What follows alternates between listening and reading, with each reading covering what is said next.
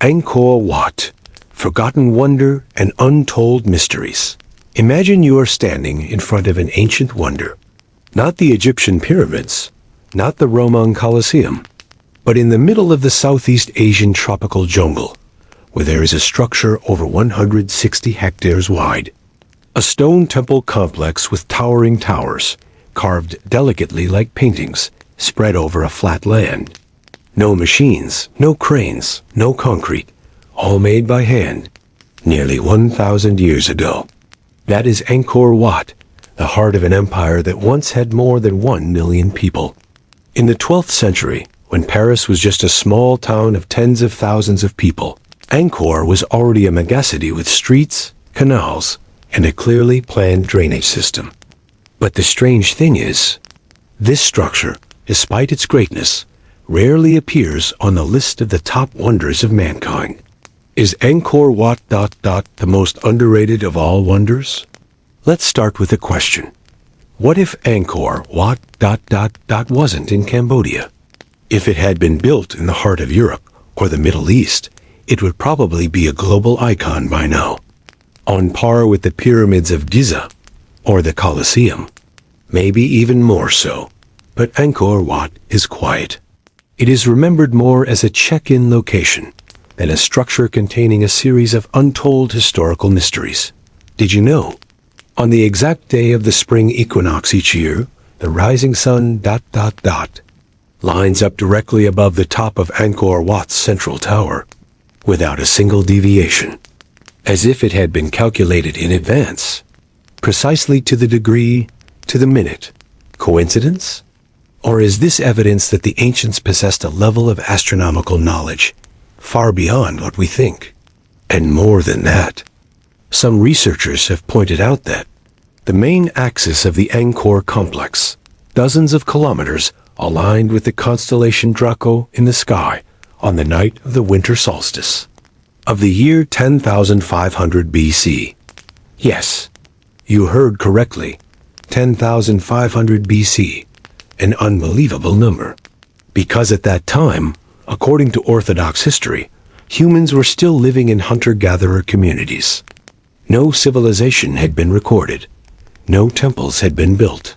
So, how did they know? Look at each stone at Angkor. They were cut, carved, and assembled so precisely that not even a knife blade could fit between the cracks. The entire architecture followed the golden ratio of 1 to 1.618, from the walls, the corridors, to the canals and the gates, not even a millimeter off. How did they do it? By hand. And you will be even more surprised to know that the stone blocks weighing tons were taken from quarries more than 50 kilometers away, transported through jungles, swamps, at a time when the Khmer had not even invented the wheel. Not a single line of writing says how they did it. So, Angkor Wat is not just a magnificent construction. It is a big question that we still have no answer to. A mystery in the middle of the green forest, forgotten by the flow of modern history. Part 2. The scale and mass of Angkor Wat.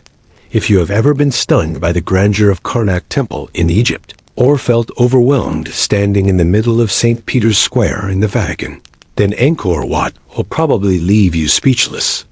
The main temple complex covers 162 hectares, twice the size of Karnak, and nearly 3 times the entire Vatican grounds. This is not just a large construction. It is a closed world, a sacred stone city designed with incredible precision, surrounded by dense jungle, moats, and layers of dense stone walls. Imagine standing in the middle of a courtyard of tens of thousands of square meters, where each step touches the ground with a flat stone slab, fitted so tightly that you cannot insert a thin blade between the joints. All around you are towering stone towers reaching into the blue sky, with sculptures covering the walls, from Hindu myths to mysterious astronomical symbols. Under the pale yellow sunlight at dawn, every line on the stone seems to come to life, making this place no different from an open-air museum carved by time. There are no cranes, no cement, not a speck of concrete. All built from stone, millions of tons of stone, cut from quarries more than 50 kilometers away, then transported through dense forests, through swamps. Somehow, until now, science has not been able to explain clearly. By the time of the 12th century, when the people of Paris were scattered in simple wooden houses with a population of only a few tens of thousands in the east, Angkor was already a metropolis of more than 1 million people, with a system of canals, streets, drainage, and well-planned housing. You can imagine an army of masons, artisans, astronomers, priests, working day and night in silence.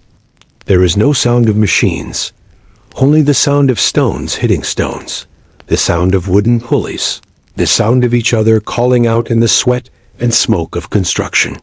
There is no planning paper like in modern times, but each axis, each corridor, each gate, all fit perfectly with the whole. Some modern experts call this a pre-planned urban area, centuries ahead of human urban thinking.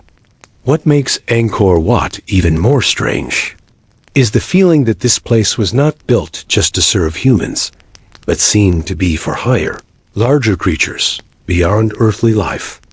Each block of stone, each row of columns is not just big, but gigantic, to the point you can feel as small as a child lost in the house of the gods. The hallways are long and winding, like a maze, with vaulted ceilings so high that the sound of your footsteps echoes. And then, as you go deeper inside, through moss-covered passages where the light is only a blur, you will encounter stone statues carved in human form, bearing the very unique features of ancient Khmer culture. Unlike Egyptian statues of gods that often look sideways and have stern faces, or Roman statues that depict detailed human features, the statues at Angkor Wat have a strangely serene and sacred aura. The Apsaras, celestial dancers, are the most common images, carved directly into the stone walls with graceful curves, soft dancing hands, high buns, and elaborately patterned crowns. On their bodies are tight-fitting costumes, necklaces around their necks, scarves around their waists, and embossed patterns carved so delicately that each layer of fabric and each strand of hair is clearly visible even after hundreds of years of wind and dust. And the guardian statues, often twice as tall as real people, are placed at important intersections or near the main gate. They stand upright, holding weapons or lotus flowers, their faces not angry, but full of majesty. Their eyes look straight ahead, as if guarding the spirit of the temple from invisible forces. Their faces are not modern Khmer, nor are they exactly Indian or Central Asian, but a beauty that blends Asian and surreal sacredness. Almond eyes, full lips, slightly high noses create an aesthetic that is both familiar and mysterious. You can also see rows of reliefs carved with scenes from the epics Ramayana and Mahabharata, but they are expressed in a completely separate style. Small but flexible humans, mythical elephants and lions appear strongly in motion. The whole picture is as vivid as a giant ancient story told in stone. Especially the churning of the ocean section that lasts nearly 50 meters, in which hundreds of gods and demons pull a snake around Mandara Mountain. You will see that each character's face is different. No one is the same, and their eyes are still looking at a goal that you do not fully understand. When you step through the stone doors, some of which have collapsed, some of which are only slightly open, you will feel like you have just passed through a layer of time. Inside are dark rooms containing stone pedestals where Buddha or Vishnu statues were placed. In some places, you can still see traces of incense smoke, even though it was hundreds of years ago. In the silence, you can hear the wind blowing gently through the cracks, creating a sound very similar to a whisper, as if the stone itself is telling its own story. Angkor Wat is not like the pyramids, not like Machu Picchu, not like any other ancient construction. It is a world of its own, a sacred living place, both near and far, both marked by human activity, and yet seemingly beyond human comprehension. Angkor is not just a temple, It is a cosmology, expressed in geometrical form. A miniature map of the universe, erected on the ground in stone, where every size, distance, ratio has its own meaning. And the most incredible thing is that all of this was built by hand by a civilization that had been forgotten for hundreds of years. Part 3. Unbelievable astronomic coincidences. Sometimes there are coincidences so strange that people no longer believe they are coincidences. It's as if an invisible, patient, silent hand has adjusted each stone, each angle, each tilt, just to match the rhythm of the universe. And that's exactly what happens at Angkor Wat. Did you know that every year, only once on the day of the spring equinox, the sun will rise exactly over the top of the central tower of the main temple of Angkor Wat? Not a single angle off, not a single beat off. The first ray of light of that day will penetrate the east gate, go straight along the main axis, then spill over the stone steps through the rows of pillars, and finally touch the top of the highest tower. That's not a coincidence that can happen when you arrange stones randomly. It was a precise calculation of the sun's journey down to the minute, and it was built in the 12th century, when most of the world had yet to figure out the shape of the earth. But that's not all. When ancient astronomers began to reconstruct the Angkor Wat model on computers, they discovered something even more strange. The main axis of the entire Angkor complex, not just the temple, was aligned with the constellation Draco on the night of the winter solstice in 10,500 BC. Yes, you heard right. 10,000 years before Angkor was built. That's much further back than the time of ancient Egypt, Mesopotamia, or the early Chinese. The question is, how could the ancient Khmers have designed the main axis of a giant capital so that it would align with the position of the stars? Tens of thousands of years ago? Did they just happen to build eastward, like so many other civilizations? Or did they possess some kind of astronomical knowledge, passed down, or found from an unknown source? Some have compared this to the Great Pyramid of Giza, which has similar coincidences. The three main pyramids of Giza, Khufu, Khafo, and Menkaure, are also said to be aligned with the belt of the constellation Orion, and also carry the golden ratio of 1 to 1.618. But in Angkor, the near absolute precision is not only shown in a few main structures, but covers the entire ancient city from temples, roads, to canals and gates. It was once thought that the ancients' astronomical knowledge was limited to predicting rice planting seasons, or tracking the moon to calculate religious rituals. But Angkor Wat seems to have elevated astronomy to a language, an architectural form that encodes cosmic information into stone. Is each structure a replica of the galaxy? Each path a flow of energy? Each tower a landmark connecting heaven and earth? These hypotheses, although not clearly verified by ancient documents, are strangely consistent with what people measure with modern technology today. And whether you are a skeptic or a believer, it is difficult to deny one thing. The builders of Angkor Wat understood the sky not only to gaze at the stars, but to place their entire civilization in the right place that the universe had already drawn. Part 4. Technique and perfect proportions. There is one thing that is often overlooked. When people stand before Angkor Wat, the feeling of being overwhelmed not only by its vastness, but also by its unbelievable perfection. The perfection lies not in the superficial splendor, but in the details, in the way each stone is cut, in the architectural blocks stacked on top of each other without using cement, without using any kind of mortar, and yet still fitting, to the point where you can't insert a thin blade between two stones. Imagine each stone weighing several tons, brought from dozens of kilometers away, through jungles, swamps, without wheels, without pulleys, and certainly without machines. And then they are polished by hand until they reach almost absolute precision. They tried to measure it again, and found that there were walls that were hundreds of meters long. But the difference between the two ends was only a few millimeters. How could an ancient civilization, without lasers, without computer drawings, do that? But what is even more surprising is that the entire temple complex and ancient city of Angkor were planned according to the golden ratio of 1.618. That ratio appears everywhere, from the length compared to the width of the towers, to the arrangement of corridors, stairs, stone pedestals, and then extending to the outside area, where there are canals, walls, and main roads. All follow the same mathematical formula that people only began to seriously study during the European Renaissance. By the way, let's stop for a moment to talk about the golden ratio, a concept that seems dry, but is one of the most wonderful things that humans have ever discovered.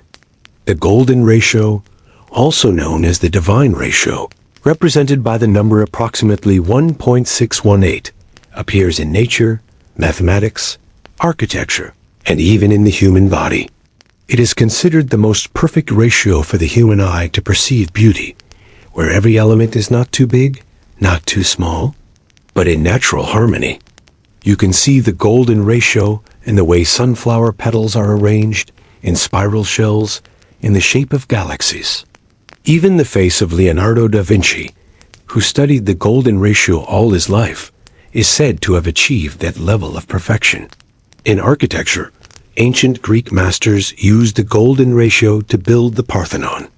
During the Renaissance, artists like Michelangelo and Raphael used it to compose their paintings. And then, in a Southeast Asian rainforest, where there were no universities, no famous mathematicians, Khmer craftsmen applied the golden ratio to every stone, every corridor, every city axis, down to the millimeter. Did they know they were using a transcendent mathematical formula? Or was it an intuition passed down through generations, like an ancient piece of music that could only be heard with the hands? No one knows for sure. But when you stand in the middle of Angkor Wat's Great Hall, looking at the domes, corridors, and staircases that stretch out in a strange rhythm, you will feel something both strange and familiar, as if you are standing in a space designed not just to be seen, but to be felt with the mind. The golden ratio is not just a number. It is a silent language between humans and the universe. And perhaps Angkor Wat is one of the rare places on Earth where that language is deeply engraved in every ancient stone block. If you walk along the main road leading to the temple, you will see on both sides water channels reflecting light, and the stone path seems to be aligned, not by feeling, but according to some pre-planned scheme. Nothing is too much, nothing is missing. Not a single stone is out of place. Each gate opens to a focal point, where the sunlight is aligned to shine at the right time, as if there is a larger blueprint that we have yet to see. And there is a small detail, but it makes many researchers stop. That is, most of Angkor Wat has no inscriptions. There are no inscriptions describing how it was built, who commanded it, what techniques were used. There are no construction diaries, no technical instructions. It is as if the construction of one of the greatest wonders in history was done in silence. A kind of deliberate silence, as if they knew that this work did not need to be explained. We are talking about an era when most civilizations were still struggling with wooden houses, with rammed earth. But in Angkor, people were able to build stone structures, hundreds of hectares in size, with the precision of modern cutting machines, with their hands. We are talking about a construction, without excavators, without cranes, without computers, that still achieve technical standards that are sometimes difficult to replicate, even today. So, did they have some kind of technology that we have lost? Or have we underestimated the power of patience, of the collective, of ancient knowledge, something that is not on paper, but in memory, in ritual, in the hands of nameless craftsmen? Whatever the answer, Angkor Wat remains a living testament to the extraordinary capabilities of human beings. A reminder that, in the history of humanity, sometimes the most absurd is the truth. Part 5. the unexplained, who built IT, and why nitrogen monoxide 1 wrote IT. There is a strange paradox when we step into Angkor Wat. This is one of the greatest structures ever built by man. But there is not a single line, not a single page, not a single clear inscription that tells us who built it, how, and why. In most ancient civilizations, kings used to carve their names into every major structure to commemorate their achievements. The Great Pyramid of Giza bears the name of Pharaoh Khufu. The Parthenon is associated with Pericles. The Luxor Temple even contains a list of victories and sacrifices. But Angkor Wat is unusually silent. There is no, "We have built this," because there is no king's order. There are no inscriptions describing the construction techniques, no written instructions or directions. Why? Was it because they didn't think it was necessary to write them down? Was it because it wasn't a monument to an individual? Was it because something was intentionally erased? The more historians and archaeologists research, the more they discover a puzzling truth. There are too many gaps in Angkor's history. We know that King Suryavarman II reigned at the height of the Khmer Empire, and there is ample evidence that he was involved in the construction of Angkor Wat. But what exactly was his role? Did he come up with the design, or just give the orders? Who were the construction crews? Where did the architects come from? What was the technique used to cut the stone? No one has a definitive answer. And what's even stranger, the entire Khmer Empire, once so great, disappeared. Not in a major battle, not in the clear destruction of foreign invaders, not in the form of a citywide riot. They just disappeared, suddenly, as if blown away by the wind, leaving behind magnificent, moss-covered structures, quietly waiting to be discovered. Is Angkor Wat a last vestige of a civilization that was far more advanced than we think? And that is why they did not see the need to explain it to the future. Or is it that this place was built not to last forever with humanity, but to remind us that not everything in history needs an answer? Some modern scholars believe that records may have existed, but were destroyed by climate, war, or forces that wanted to erase memories. But there are also those who believe that Angkor Wat was built to transmit knowledge not through writing, but through images, proportions, and spatial structures. Each relief could be an epic poem. Each corridor could be a code of knowledge. And the entire temple complex, a giant library, but written in stone and light. If that's true, then it is not that Angkor Wat lacks answers. It is that we are not reading them correctly. As you walk quietly through the dark passages, listening to the rustling of leaves and the chirping of birds in the distance, you might feel a gentle reminder that history is not just what is written down, it is also what is forgotten, hidden, or waiting for the right moment to be understood again. Maybe Angkor Wat never wanted to be fully deciphered. Maybe it just wanted to be heard. And sometimes, silence is the only language capable of holding the truth. In fact, Angkor Wat is not the only wonder that leaves us puzzled by its silence. Thousands of kilometers away, in the middle of Egypt's arid Giza Desert, lies another structure, older, larger, and also without a truly satisfactory explanation. No one knows exactly who designed the Great Pyramid of Giza. There are no architectural drawings, no detailed technical notes, no reliefs depicting its construction, as is common on other Egyptian structures. The name of Pharaoh Khufu appears only faintly on a small inscription inside, which many researchers believe was a later addition. Why would such a monumental structure, nearly 150 meters high, and the tallest structure in the world for 3,800 years, leave behind no introduction to its author? Perhaps that is also an option? For the ancient Egyptians, life did not begin at birth, it began at death. They did not build the pyramids for humans to live in, but for souls to be guided into eternity. It was a work of faith, where sacred geometry, the positions of the stars, and the light of the sun all played their part, arranged like a spiritual machine. And when we look back at Angkor Wat, the parallels are striking. Because Angkor Wat, even though it was a Hindu and later Buddhist temple, was designed as a map of the universe, with the central tower representing Mount Meru, the axis of the world in Hinduism. The surrounding walls represent the Himalayas. Moats, a symbol of the ocean that surrounds the world. All of it was not for humans to live in, but for the gods to live in. Perhaps that is why there is no introduction, no line saying, "I built this." Because for them, this does not belong to me, not to honor a person, but to transmit a belief, to preserve a connection between heaven, earth, humans, and the divine. Perhaps the greatest civilizations do not try to leave their names in history, but try to connect themselves with the universe. Angkor Wat and the pyramids of Giza, one in the forest, one in the desert, and share a profound philosophy. When humans are no longer present, beliefs still live. And perhaps that is the real owner of these works, faith. Part 6. Unsolved Mysteries. Now let's return to one of the seemingly simplest questions that no one has been able to answer. How did they build Angkor Wat?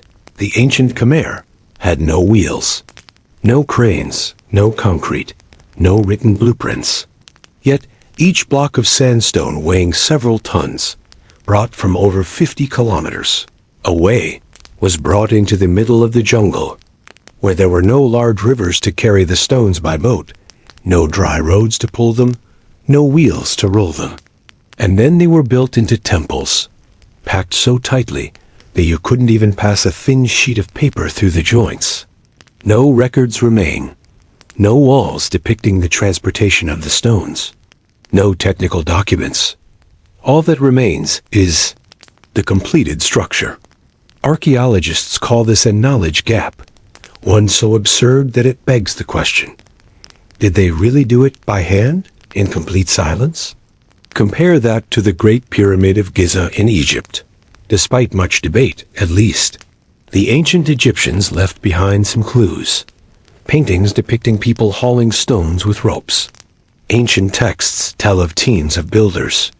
The most popular theory, supported by archaeological discoveries, that they used barges to carry heavy blocks of stone down the Nile, then haul them up slippery sand slopes.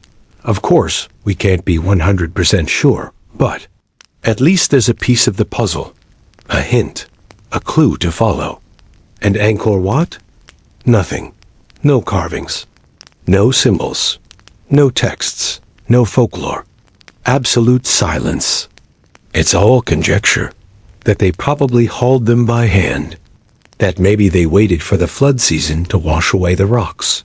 But those possibilities have not been able to connect into a convincing story over the years. Do you find this strange? Perhaps this is not just a technical question.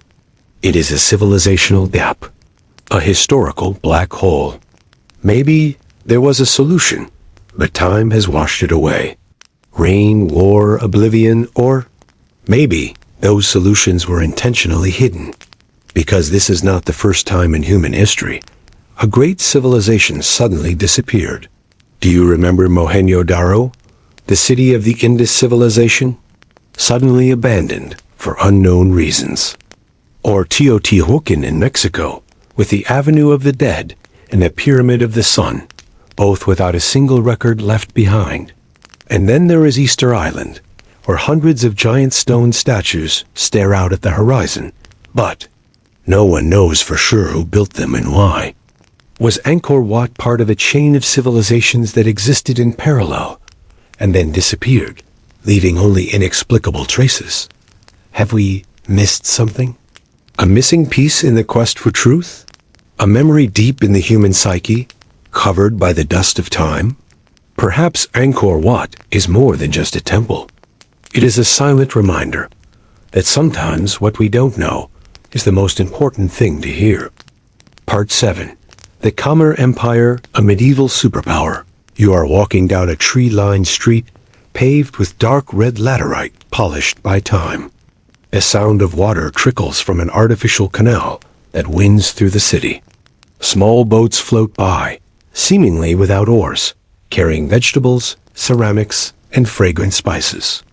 In the distance, temple towers rise against the red sunset sky, surrounded by lotus ponds and sacred moats. You are not in Kyoto, nor in Rome. This is Angkor in the 12th century. While Paris had only about 40,000 people living in narrow streets with no drainage system, Angkor had more than 1 million inhabitants, a number that seems almost unimaginable given the medieval context. Angkor is more than just a cluster of temples. It was once the largest urban center in the ancient world, with canals stretching dozens of kilometers, a tiered irrigation system helping to regulate water during the dry season and avoid flooding during the rainy season. There are streets intersecting along axes, divided by occupation areas. There are giant water tanks, called beres, whose operation we still don't fully understand. While European cities were still using wells and carrying water, the Khmer used sophisticated hydraulic networks to provide clean water for daily life and irrigation all year round. Some historians call this a civil engineering marvel, on par with ancient Rome. And remarkably, all of this existed in a harsh climate, affected by floods, pests, and drought. So who did this? Who were the Khmer? Really, they were not an obscure people. The Khmer Empire was a continuation and inheritance of older cultures such as Funan, Chenla, and had extensive connections with Hindu, Buddhist, Chinese, and even maritime Southeast Asian civilizations. They spoke Khmer, a branch of the Austro-Asiatic language family. But their level of organization surprises many modern people. A people who built such sophisticated systems of water management, trade, administration, military, and religion that, when you stand on top of the central tower of Angkor Wat, looking in all four directions, you see no forest. You see a vibrant city where every step was planned and calculated. And then, like a shadow, they disappeared from history. We will come to that later. But let's pause for a moment to marvel. During what was known as the Dark Ages in Europe, the Khmer Empire shone like a beacon of knowledge, architecture, spirituality, and organization. An empire that once dominated almost all of mainland Southeast Asia, but was then erased from human memory by time itself. The mysterious collapse of the Khmer Empire. There was no fierce war, no recorded pandemic, no large-scale invasion that can be fully explained. All that remains are traces. The canal systems that once functioned like blood vessels were gradually filled with silt. The stone paths leading to the main temples were swallowed by dense forests. The large gates, where the procession and pilgrims once stood, now just silently stare at the horizon. Researchers have put forward many hypotheses. Climate change has caused the rainy and dry seasons to be erratic, making the irrigation system ineffective. Deforestation leading to erosion. Civil war. Shifts in power. Even the conversion from Hinduism to Theravada Buddhism may have brought down the entire symbol of power of the contemporary aristocracy. But no theory really explains how a civilization could reach such a height and then disappear almost without a trace. A megacity of over 1 million people. Now there are no remains, no diaries, no announcements, no historical eulogies. Only rocks remain, and questions that no one has answered. Part 8. Angkor Wat, a forgotten wonder in the middle of the Southeast Asian jungle. There is a great wonder that was once the heart of a brilliant empire. But strangely, when mentioning ancient wonders, the name Angkor Wat is often absent from the collective memory of humanity. We mention the Giza pyramids as a symbol of mystery. Praise the Roman Colosseum as a testament to Roman power. Admire Stonehenge, Petra, or Machu Picchu as proud larks in history. But what about Angkor Wat? A construction of more than 160 hectares, carved with millions of reliefs, with architecture precise to the millimeter. often only appears in check-in photos, under the harsh sunlight of summer tourists. Why is that? Perhaps because it is located in Cambodia, a small country once ravaged by war, and does not possess a strong enough media industry to promote its heritage to the world. Or maybe because world history, inherently, is always written by the powerful. What does not belong to the West, not in European textbooks, is easily overlooked, or placed behind more vocal works in politics and academia. If Angkor Wat were in Rome, Paris, or Jerusalem, would it become the most preserved and studied wonder in the world? Would there be films, works, doctoral theses, honoring it as the center of ancient wisdom? That question is not easy to answer. But because of that, Angkor Wat has become a different symbol, a wonder that does not need to be flaunted, does not need the spotlight. It just lies there, quietly in the middle of the forest, letting the wind and moss tell the stories that humans have forgotten. Perhaps what makes Angkor Wat so great is that it still stands, despite being forgotten. It does not need to be praised like other wonders, because it is enough to make us shut up and listen. Epilogue: The Silent Stones. Still whisper, there are mysteries that are not in books, not heard in museums, not told on television.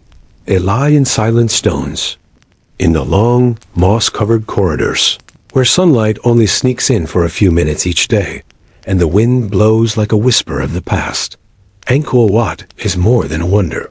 It is a question, an unanswered question, a chapter still open, but everyone has already passed by.